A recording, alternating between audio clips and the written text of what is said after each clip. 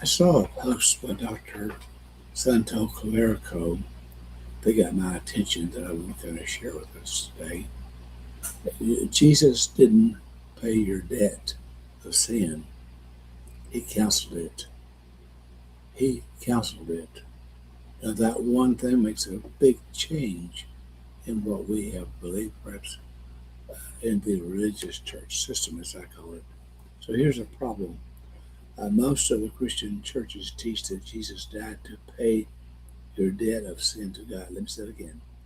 Most churches are teaching you that He died to pay your debt of sin to God, like God was some kind of angry creditor demanding payment.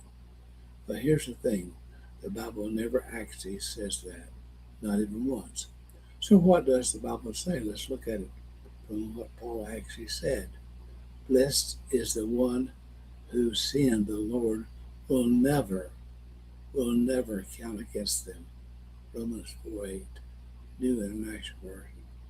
Blessed is the one that the sin of the Lord will never count against them. Did you get that, folks? Paul doesn't say God paid for sin. He says God will never count it, never track it, never put it on your record, never put it on your record. And that's not a payment. That's a cancellation.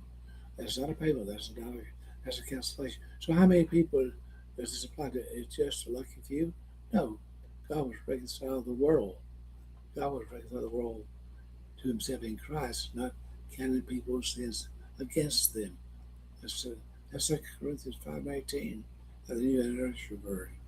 The whole world, every sin, not counted. Boom. So what actually happened to that record of sin when Jesus went to the cross?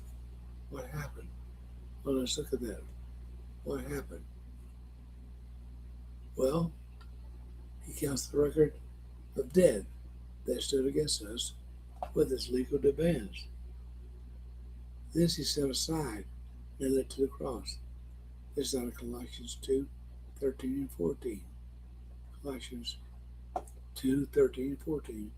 The English Standard Version says, there is, Paul is saying here, paid the record of debt.